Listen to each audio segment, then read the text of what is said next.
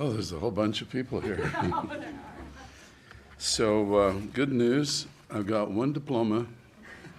I'm trying to decide which one of you's earned it. Let's just see who it says here.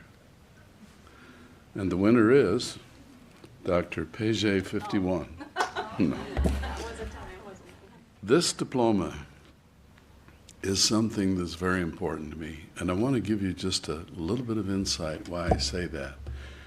All over this country and the world, students are graduating from high school and they're receiving a diploma. Not all are blue, gold, but they're receiving a diploma. But what do those diplomas really mean? When it comes to moving the earth, moving dirt, you can get a shovel, which will move a lot more dirt than if you just try to move it with your hand. But I would say, try a bulldozer. I once bought an airport, the Independence, Missouri airport, and I became a Cessna dealer. I sold airplanes. I loved to fly. I was mentored by Bill Air. On a certain occasion, a gentleman came to me and said, "You've got all this land here. We want to have an equipment auction. Can we do it on your land?"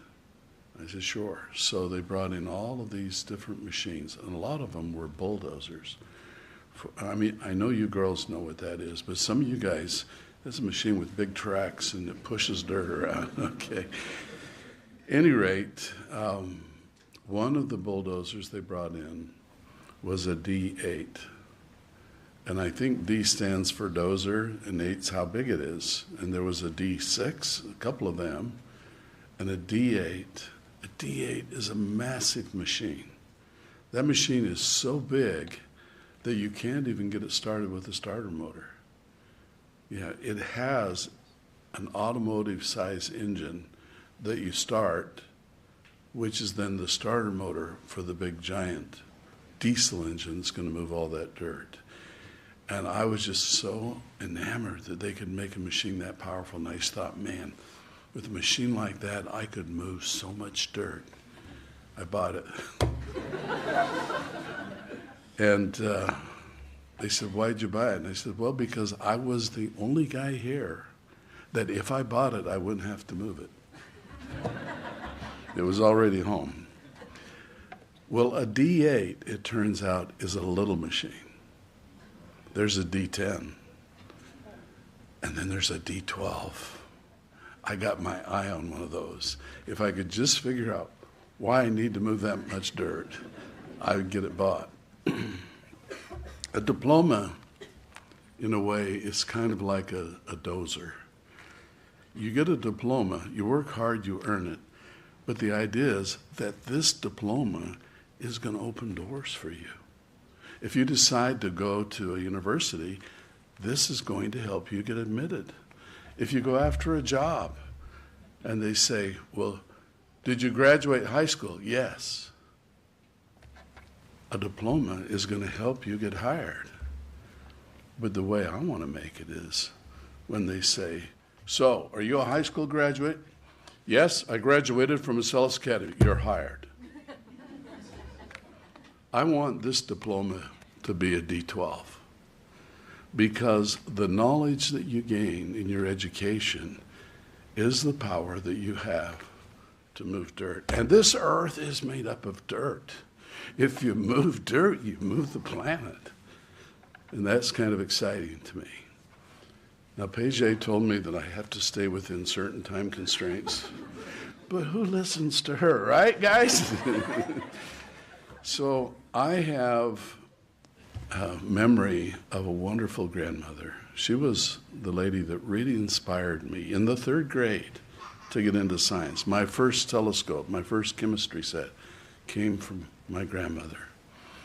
Her father was a Wright. His name was Charlie Wright. And he ran a large dairy farm, and I'm very proud of that heritage. But just remember, he was a Wright. In our Wright family, in the Wright heritage, we have some stories, and I want to tell you about one of those stories. that I think applies to where you're at in your life. And the story kind of goes like this. There was, back in the day, a grandfather that had a grandson that got a job, but it was on the other side of the town. And to be able to get to work every day, he needed some form of transportation. So he had to drive down the road into town, go through the tight little streets of town, and out the other side to the place where his job was. And so the grandfather got him a vehicle. But when the son tried to drive the vehicle to work, it worked fine until he got to the tight streets of the city. And this vehicle was so big that in this little town, he couldn't get between the buildings. So he went and got him a chainsaw. And he trimmed the vehicle down so it would fit between the buildings. It didn't look that great, but at least he could get to work. And when he got home, and his grandfather saw the vehicle all marred with this chainsaw, he said, "What have you done?" And he said, "Well, I had to adjust it a little bit. I had to make some improvements so I could get through town and get to work." And Grandpa Wilbur Wright said, "Son, it was an airplane. Why did you cut off the wings?" Well, I'd like to think that you learned some things going through Acellus Academy that are going to really make you ready to do some big things in life. And as you think about all the classes you took, all the studies, I wonder if you can identify that one piece of knowledge, the thing you learned that is absolutely the most valuable of everything you were taught. I know what I hope it was. I hope the main, most valuable thing you learned at Acellus Academy was A-K. The ability to acquire knowledge. In this world we live in, with AI and all the things coming out, knowledge of mankind changes so fast that whatever you learned, it's obsolete almost by the end of the school year. We have to update our classes continuously to try to keep them relevant. So what we tried to teach you was the ability to be able to go out and acquire the knowledge you need for any mission that you choose to take on. And if we did that, we succeeded. And if you will use that ability, you will succeed. In order to make this diploma a D12, we have to do something so people say, "This is really a great school." And the only thing they judge, thank goodness they're not going on my good looks, but they don't even judge Paget. They are going to judge you and what you accomplish with your lives. I want Acellus Academy to be the place where people go that really, really, really want to do something with their lives.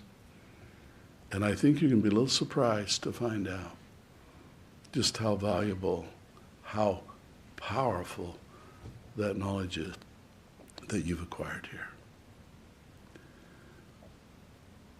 I have really enjoyed my career. At your age, I had my career all planned. By the time I'm 25, I want to be a millionaire. That's what matters. He said, someone told me, but money can't buy happiness. Well, sure, a good start. That's what I thought. And I was raised in a wonderful family with a father that was a man that delivered mail every day.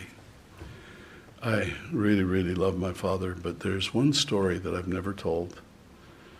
And I figure that someday I'm going to have to man up and do it. And seeing that none of you are judgmental, maybe this is the day to tell the story. It's a true story. And it went something like this. I came home from school one day, middle school, and my father was home early, and he took me into The back room, he called it the woodshed. We didn't have any wood. If I had a choice, I would not go there. But anyway, he took me in the back room and he said, Roger, what have you done? Nothing. He said, I understand you got in a fight at school today. Well, sort of. He said, yeah. And the boy you were fighting with, his father called me and told me that you picked up a stick to fight with. Did you do that? Yes. And he said, we don't do that. We don't do that. But Dad, we, the Billings family, we don't do that. Now this kid that I was fighting, I didn't really want to fight him. He kind of wanted to fight me. And he passed away about 20 years ago, but his name's Steve Johnson. Steve was the biggest guy in our class. And he was so big that when our gym teacher tried to tell him that he had to shower, Steve beat our gym teacher up in front of the whole class. He was a big, powerful guy. And one day he was giving one of my friends a physical hard time, and I stood up like the big guy I wasn't. And he grabbed me and he just threw me hard on the ground. And it's like he was a giant. And there was a stick. And I picked the stick up to hit him with it. Oh no, I didn't hit him with it. He says, Dad, the only thing I did with that stick was I used it as an extender because my arms weren't long enough to get around his girth. And I just did it, and I put my head around his waist, and I hung on, praying the sun would go down soon. I didn't hit him. I just hung on, and I used that stick so I could reach. That stern face on my dad turned into a smile. It was like a sunrise. So I call it the day the sun rose on the Billings family. But there is a moral to this story, and that is you can take on challenges bigger than your ability. And yeah, to hang on to them, you may need a stick. And you might have to explain to your dad, Dad, I didn't hit him. But do things that will change the world. Move the dirt that is our planet. I found out when I made my $1 million by 23 that it didn't make me happy. So I upgraded my goal. What do you do if you make your goal when you're only 23 and it was a 25 goal? I said, okay, then by the time I'm 25, I'm going to be worth $5 million. And I did it. It still didn't make me happy. Today, I'm happy. You're making me happy. And therein is a secret more valuable than being a millionaire. If you want to find happiness, then go find people just like you that you can inspire by your example, by your desire to lift them. In the Wright family, we all take pride in the fact that we invented the airplane. Now, I don't know if the Wright brothers were in any way related to Charlie Wright. I don't know that. But of course they were. Have you ever heard the story of Adam? Of course they were related. We are all related. And when you do something for your brothers, your sisters, your cousins, your distant through Adam cousins, that is where you'll find your happiness. I think we need to lift this earth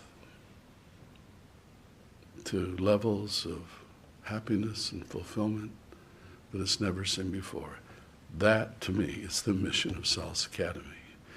And since we're now going to hand you these wonderful diplomas, these diplomas they're not going to open doors for you. Those are normal diplomas. These diplomas are going to literally bash a hole right where the door was to help you get in. I heard a story once that one of our Acellus Academy graduates was accepted at 100 schools. Sophia, my goodness, 100? With her talent, it could have been 200. You just needed to fill out some applications. Isn't it wonderful? And these weren't ho-hum schools. We actually had a group of some of our largest, most prestigious U.S. universities, one that even gave you a letter of intent, that came here and says, your kids arrive at school ready to go. We want more of them. I was talking to the president of the local University of Missouri, and he heard about Acellus. He said he's getting a lot of our students. And I said, what could we do to really, really help our students get ready for college? And he said, we're not really a college. I said, of course you are. You're one of the highly respected universities. And he says, yes. The first 2 years, the freshman and sophomore years at college, we're a high school. We're teaching kids things they should have learned in high school, but they didn't. At Acellus Academy, I don't want them to do high school and college. I want you to arrive ready to go. Whatever your life mission is up to you. Dream big. Believe in yourself. And if it requires knowledge that you don't have, just remember A-K. You graduated from this school, and you're going to find out how true this is. You don't almost realize it till you get out there. But we went to great pains in the way you were taught to give you the ability to acquire knowledge. So may you make this world better. Thank you.